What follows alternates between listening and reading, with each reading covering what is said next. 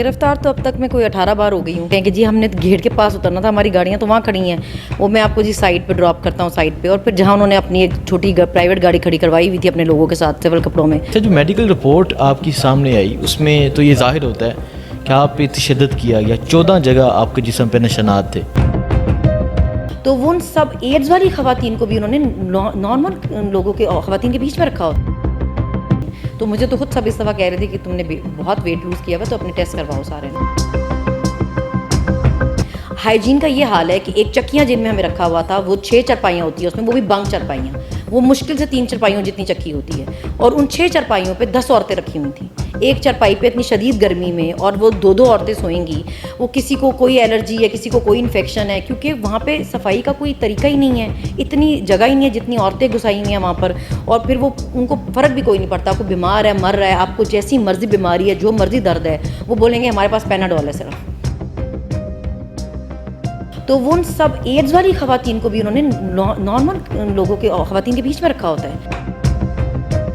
मगर आजकल तो इंसान ही अपने आप को इनसे ऊपर समझ रहे हैं, नाउज़ुबिल्लाह, वो तो ख़ुद को खुदा समझ रहे हैं। आप देखें किस तरह बेशर्मी से कानून पास हो रहे हैं कि जी हमारे लिए ये नहीं बोला जा सकता। आप हैं कौन जिनके लिए ये नहीं बोला जा सकता? सबके सब सरकारी मुलाजिम, सबके सब आवाम के पैसों पर रखे हुए मुलाजिम। लिखा हुआ जी बॉर्डर पे चलें, और वो कह रही हैं देखें जी माएँ बहनें उठाने में नंबर 1, और लोगों के घरों में दीवारें फैलाने में नंबर 1, इज़्ज़तें उछालने में नंबर 1, लोगों को जबरी गुमशुदा करने में नंबर 1।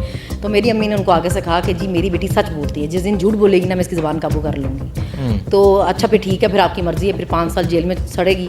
मतलब वो मेरी अम्मी को ये मैसेज देना चाह रहे थे कि हमने इसको 5 साल जेल में रखना है। तो अगर वो आपके मुताबिक नीचे लगना नहीं था, सीज़ फायर पे जश्न मनाना या तरक्कियाँ ले लेना, बिल्कुल जी। देखें 6 दिन की लड़ाई पे फिल्म मास्टर बने आसिम मुनीर साहब। अस्सलाम वालेकुम, मैं हुसनैन, आप देख रहे हैं नया पाकिस्तान। मेरे साथ मौजूद हैं सनम जवेद। सनम जवेद 14.5 माह पहले जेल में गुजारे और अब 61 डेज़ दोबारा से जेल में गुजार के आए हैं। सनम, मोहब्बत है जेल से, बार बार आप जेल चली जाती हैं, वजह क्या है? नहीं, जेल से तो मोहब्बत नहीं, अपनी ज़ुबान से बहुत मोहब्बत है। मुझे लगता है कि एक ही चीज़ हमारे पास है जो हमारी मलकियत होनी चाहिए, हमारी ज़ुबान, हमारी आवाज़, हमारी मर्ज़ी होनी चाहिए। ठीक है, तो आप समझती हैं कि आपकी ज़ुबान की वजह से मैं समझती कि हम सबको पता है ये बात कि मेरे बोलने की वजह से मैं बार बार जेल जाती हूँ, ये तो बड़े ऑब्वियस है। अभी जब आपको गिरफ़्तार किया गया था तब आपको वजह बताई गई थी कि क्या वजह है, क्यों आपको गिरफ़्तार किया जा रहा है? गिरफ़्तारी हुई कैसे थी? गिरफ्तार तो अब तक मैं कोई 18 बार हो गई हूँ, किसी एक बार भी नहीं पता चलता था कि गिरफ्तारी हो किस केस में रही है। वो एक्चुअली पहले आपको अरेस्ट करते हैं और उसके बाद डिसाइड करके बताते हैं कि अरेस्ट करना क्यों है। फिर वो हर जगह कॉल्स करते हैं कि जी उठा तो हमने लिया है, आप बताएं जी इसको गिरफ्तार किस चीज़ में करना है। और इस दफ़ा भी इस तरह हुआ। इस दफ़ा तो खैर मैं जेल ट्रायल से ही निकली थी अपने, जब DSP जावेद साहब वहाँ पर हमारी रैकी कर रहे थे, और जैसे हम निकले तो बोला जी मैं आपको बाहर तक लिफ्ट देता हूँ, और हमें उन्होंने वहाँ पे आगे जेल से लेते जाएँ और हम कहें कि जी हमने गेट के पास उतरना था, हमारी गाड़ियाँ तो वहाँ खड़ी हैं, वो मैं आपको जी साइड पे ड्रॉप करता हूँ साइड पे, और फिर जहाँ उन्होंने अपनी एक छोटी प्राइवेट गाड़ी खड़ी करवाई हुई थी अपने लोगों के साथ सिविल कपड़ों में, वहाँ उन्होंने हमें ड्रॉप किया। तो जब उन्होंने ड्रॉप किया तो वो जब मुझे अरेस्ट करने आए तो मैंने उनके जी आप ज़बरदस्ती गाड़ी में बैठे, तो मैंने कहा जी मैं किस लिए बैठूँ, आप मुझे केस तो बताएं मेरा, किस FIR में आप अरेस्ट करें, वो आप बैठे हम बताएंगे। तो वही मेरे साथ 2 ख़वातीन और भी थी, हम इकट्ठे ही निकले थे ट्रायल में से, फिर उनको भी घेर लिया कि ख़बरदार अगर आप लोग बोली तो आपको भी अरेस्ट करेंगे ना। तो वहाँ फिर काफ़ी उसमें मैंने काफ़ी रेजिस्ट किया कि क्योंकि वो सिविल कपड़ों में थे, मुझे पता नहीं था कि क्या केस और ये कहाँ लेके जाने के लिए कहाँ पे अरेस्ट कर रहे हैं। तो हमेशा इस तरह होता है ना, लोगों का पता होता है किस थाने की, या ना FIR पता होती है, कुछ भी नहीं पता होता। अच्छा, सिविल कपड़ों में आए थे? हाँ बिल्कुल सिविल कपड़ों में थे, और मैं इंशाल्लाह पहला काम जैसे ही मैं वापस जाऊँगी तो पहला काम तो DSP पे केस कराऊँगी जाके हाई कोर्ट में। ठीक है, कि DSP ने सहूलतकारी की सिविल कपड़ों में? बिल्कुल सहूलतकारी की। सारे मेल ऑफिसर्स थे जिन्होंने अरेस्ट किया, कोई फीमेल ऑफिसर नहीं थी, कोई FIR नहीं बताई गई, कुछ भी नहीं बताया गया। और जिस तरह मुझे अरेस्ट किया, मेरी मेडिकल रिपोर्ट और जो अटेस्टेड कॉपी है वो मेरे पास है, वो मैं ATC कोर्ट में भी दिखा चुकी हूँ, वो लगा के साथ हाई कोर्ट में केस करूँगी इंशाल्लाह। अच्छा, जो मेडिकल रिपोर्ट आपकी सामने आई उसमें तो ये जाहिर होता है कि आप पे तशद्दुद किया गया, 14 जगह आपके जिस्म पे निशानात थे, हुआ क्या था?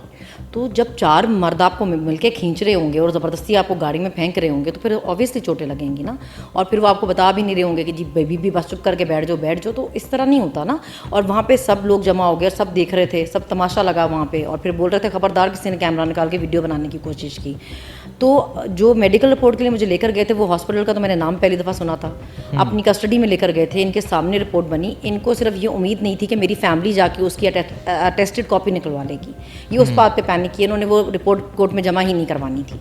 वो मेरी फैमिली ने क्योंकि निकलवा ली और फिर इनको वो पब्लिक भी हो गई, तो फिर उस पर ये सब हुआ कि जी ये कैसे सामने आई, कैसे बन गई और कैसे आने दिया आप लोगों ने। हर चीज़ में तो 2 नंबरियाँ करते हैं। ठीक है, उसके बाद आपको ले गए, कहाँ लेकर गए? और पहले किसी एक और थाने में लेकर गए, वहाँ पे घंटा 2 घंटे बिठाया, फिर किसी फीमेल को बुलाया। जब ट्विटर पे सारा शोर मच गया तो फिर आके कहने लगा कि जी इसकी बहन ने कोई ऑडियो लगा दी है और वो हम कोई रिकॉर्डिंग होगी हुई है हमारे साथ जो ख़वातीन थी उनमें से किसी ने किसी को कॉल मिलाई हुई थी तो वहाँ रिकॉर्डिंग हो गई।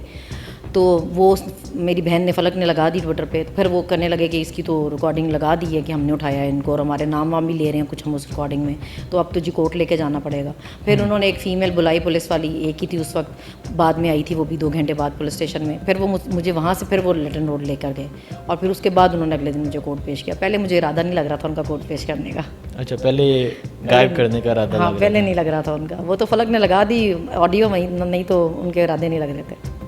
तो आप समझती नहीं है कि आपको गायब कर दिया जाएगा? और फिर हमने देखा आपकी ज़ुबान या आपका बोलना तो वैसे ही है। देखिए, इस दफ़ा मुझे सब ने ये कहकर भेजा कि डॉक्टर यास्मीन, एजाज़ अंकल सब ने कि बेटा तुम्हारे साथ तो ये बहुत ही ज़्यादती करते हैं तो तुम इस दफ़ा बहुत एहतियात करना ना, तो तुम थोड़ी देर मत बोलना ये वो। तो मैंने उनको बोला कि यही तो तरीका है डराने का ना, ये इसी तरह तो वो आपके जहनों को काबू कर रहे हैं डरा के कि जी हम गायब कर देंगे और ये कर देंगे। और मतलब मैंने ऐसी क्या बात की है जो कोई कानून के ख़िलाफ़ है?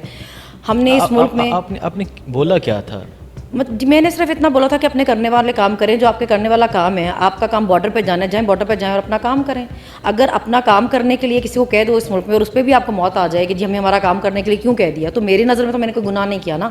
इस मुल्क में हमने तौहीन के पर्चे इस तरह तो सुने थे कि कोई नबी पाक की शान में गुस्ताखी कर दे या कुरान पाक की शान में गुस्ताखी कर दे, मगर आजकल तो इंसान ही अपने आप को इनसे ऊपर समझ रहे हैं। नाउज़ुबिल्लाह, वो तो खुद को खुदा समझ रहे हैं।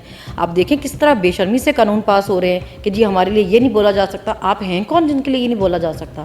सबके सब सरकारी मुलाजिम, सबके सब आवाम के पैसों पर रखे हुए मुलाजिम हो, लेकिन आपसे सवाल नहीं हो सकता। उस पर आप तौहीन के पर्चे करेंगे कि हमारी शान में तौहीन हुई। अच्छा, आप गिरफ्तारी की वजह आपकी ये ट्वीट थी जी बिल्कुल, कोर्ट में दिखाई उन्होंने सारी ट्वीट्स। और मैंने उनको पूछा कि इनमें तो मैंने किसी का नाम ही नहीं लिखा, मैंने किसी को मेंशन ही नहीं किया हुआ, तो आपको क्या पता मैं किसकी बात कर रही हूँ? मगर जिन्होंने किया हुआ था उनको खुद को तो अपनी करतूतें पता होती है ना। अच्छा, कौन कौन सी ट्वीट थी?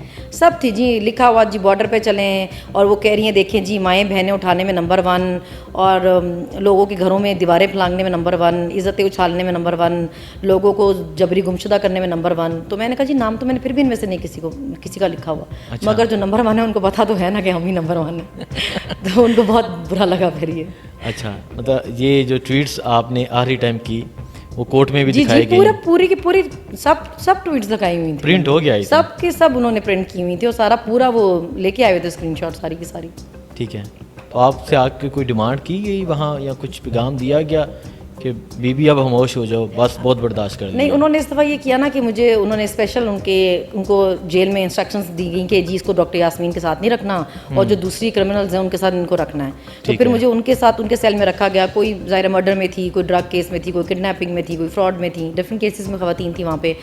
तो उस बेस पे इन्होंने मेरे घर वालों को ब्लैकमेल किया ना। उधर उनको मेरे अब्बू को कॉल करके डराते थे कि ये जो है ना हमारे एक्सेस में है जेल में ना, हमें पता है किधर है, किस सेल में और किन ख़वातीन के साथ हैं। तो उस तरह वो मेरे अब्बू को ब्लैकमेल करने की कोशिश करते थे और उनको डराने की कोशिश करते थे। मेरे अब्बू ने ये जज के सामने बताया कि मुझे इस तरह कॉल्स आ रही हैं। तो मैं तो आराम से खड़ी थी, तो जज ने कहा कि आपकी बेटी तो आराम से खड़ी हुई है, वो तो मतलब नहीं डर रही हैं। तो पापा ने कहा कि जी ये तो डरती ही नहीं है, ये डरेगी तो तभी मसला हल होगा ना, मसला ये है कि यही नहीं डरती है। तो मैं तो आराम से खड़ी थी। मैंने कहा आपको वो डराएंगे, यही करना उन्होंने, और क्या करेंगे। आपके अब्बू ने एक इंटरव्यू दिया, मेरी उनसे बात हुई, तो वो इंटरव्यू में कह रहे थे कि आपको कहा गया कि 5 साल सनम जेल से नहीं निकलती। जिसने मुझे कहा होता उसकी खैर नहीं थी, फिर 5 साल मैंने उसका पीछा नहीं छोड़ना था। मुझे नहीं कहा गया, ये मेरी अम्मी आई जेल में मेरे से मिलने और फिर अतीक आए। तो ये एक हमारे जेल में डिप्टी सुपरिटेंडेंट थे कामरान साहब कोई, उन्होंने एक दफ़ा मेरी अम्मी को पकड़ लिया कि जी आप अपनी बेटी को तमीज़ नहीं सिखाती और ये बोलती इतना है, ये ना बोला करे, इसकी ज़बान काबू करें। तो मेरी अम्मी ने उनको आगे से कहा कि जी मेरी बेटी सच बोलती है, जिस दिन झूठ बोलेगी ना मैं इसकी ज़बान काबू कर लूँगी। तो अच्छा फिर ठीक है, फिर आपकी मर्ज़ी है, फिर 5 साल जेल में सड़ेगी। मतलब वो मेरी अम्मी को ये मैसेज देना चाह रहे थे कि हमने इसको 5 साल जेल में रखना है। फिर अतीक को एक दिन पकड़ लिया कि जी आपकी बीवी है, आप समझाते नहीं, आप इसको चुप करवाएं। तो उन्होंने कहा कि जी मतलब गलत क्या बोलती है, बोलती ही है ना सिर्फ, और क्या करती है। तो वो फिर मुझे जब पता चला तो फिर आपको पता है मैं तो इतनी नहीं हूँ कि मेरी ज़बान तो सबको पता ही है, अल्लाह के फजल से वो किसी के ऑर्डर पे तो नहीं चल सकती। तो मैंने तो सुपरिटेंडेंट को ही पकड़ लिया। मैंने कहा जी आपका डिप्टी जो है वो होकर मेरे घर वालों को ये कहने वाला, मेरी ज़बान उसका मसला ही नहीं है, वो मेरा मसला है। जो मुझे सही लगेगा मैं बोलूँगी, मैं 5 साल रहूँ या 50 साल रहूँ, اس کے گھر تو پھر بھی نہیں آنے والی ہوں، نہ 5 سال بعد نہ 50 سال بعد. تو وہ اپنے گھر کی خواتین پر نظر رکھے نا. میرے لیے اس کو بالکل پریشان ہونے کی ضرورت نہیں ہے. ویسے بھی جیل میں جو آپ کے سارے کام چل رہے ہیں وہ ٹھیک نہیں چل رہے جو طریقے ہیں آپ کے جیل کے نا، تو آپ کا فوکس ان پہ ہونا چاہیے، دوسری عورتوں پہ نہیں ہونا چاہیے. ٹھیک ہے. اس دفعہ آپ نے 62 ڈیز جی 62 دن جیل میں گزارے. کیسے گزرے ہیں دن آپ کے؟ جی دن تو پہلے بھی مشکل کیونکہ ہی اس سے تھے. پہلے بھی آپ 14.5 ماہ ہاں گزار رہی ہیں، تو تھوڑی سی ٹریننگ تو ہو چکی ہے آپ ہاں کی کافی حد تک. دیکھیں جب آپ پہ ایک چیز آئی ہے تو وہ تو پھر آپ نے کرنی ہے. اب رونے دھونے کا تو فائدہ ہے نہیں، یا آپ رو کے کر سکتے ہیں یا آپ ہنس کے بھی کر سکتے ہیں. تو ہم نے ہنس کے کیا. جو لوگ دیکھنا چاہتے ہیں کہ ہم ڈریں یا ہم روئیں یا ہم پریشان ہوں یا ہم شکوے شکایتیں کریں، ہم ان کو موقع نہیں دیتے. ہم ٹرائل پہ تقریباً ہفتے میں 5 دن جاتے تھے. ایک فرائیڈے والا دن آف ہوتا تھا تو ہم سب وہاں اکٹھے ہوتے تھے اور ہم خوب ہنستے تھے. ایسے لگتا ہی نہیں تھا جیسے ہم ٹرائل پہ آئے ہوئے ہیں، ہم لگتا تھا ہم پکنک پہ آئے ہوئے ہیں. اور جتنے یہ جھوٹی گواہیاں دینے والے بیٹھے ہوتے تھے یہ سب حیران ہو کے ہماری شکلیں دیکھ رہے ہوتے تھے کہ ہم تو ان کو بار بار میسج دے رہے ہیں کہ ہم نے آپ کو سزائیں دے دینی ہے، سزائیں دے دینی ہیں، اور یہ ہنس رہے ہیں اور گپ شپ کر رہے ہیں اور انجوائے کر رہے ہیں، ان کو کوئی فرق ہی نہیں پڑا. تو ہم یہ بتانا چاہتے تھے کہ آپ لوگوں کو ڈرانا چاہ رہے ہیں، لیکن اب پاکستان بھی سب جانتا ہے، عوام سب جانتی ہے، اور ہمیں بھی پتہ ہے کہ ہم سچ کی طرف کھڑے ہیں. ٹھیک ہے. تو اچھا یہ بتائیں کہ جیل میں دن کیسے گزرے تھے آپ کے؟ کیا کیونکہ سنا ہے کہ کافی سختی کی گئی ہے آپ پہ، اور یہاں باقی جتنے لوگ ہیں ان پہ کافی سختی کی جاتی ہے. وہ مجھے اندازہ نہیں تھا کہ وہ میرے انٹرویوز بیٹھ کے بیچارے اتنے غور سے دیکھتے ہیں. وہ بیچارے اتنے ویلے تو خیر ہے، اس میں کوئی شک نہیں ہے، لیکن وہ کہیں میرے انٹرویوز دیکھتے رہے. اور اس میں کیونکہ بار بار یہ بتاتی رہی کہ ڈاکٹر یاسمین ہمیں کیونکہ بہت موٹیویٹ کرتی تھیں اور وہ بہت ہمارا خیال بھی رکھتی تھیں اور ہمیشہ ہمیں حوصلہ دیتی رہی ہیں. ان کی وجہ سے انہوں نے ہمیں کہا کہ ہمیشہ آپ سر اٹھا کے چلیں اور ہمیشہ جب باہر نکلیں تو آپ کے دانت سارے باہر ہونے چاہیے، مسکراتی جایا کریں. تو انہوں نے کہیں وہ دیکھا تو پھر انہوں نے بولا کہ جس کو ڈاکٹر یاسمین سے دور رکھنا ہے، ڈاکٹر یاسمین سے نہیں ملنے دینا.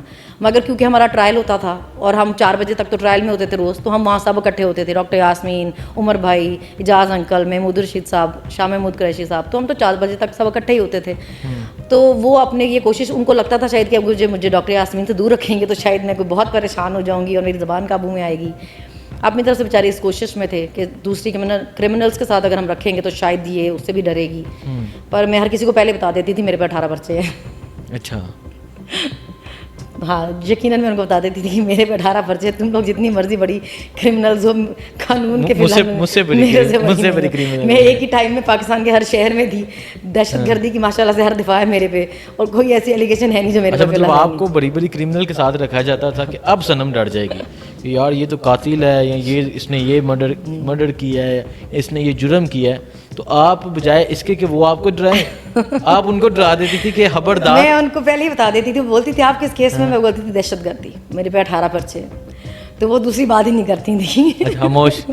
خاموشی ہو جاتی تھی.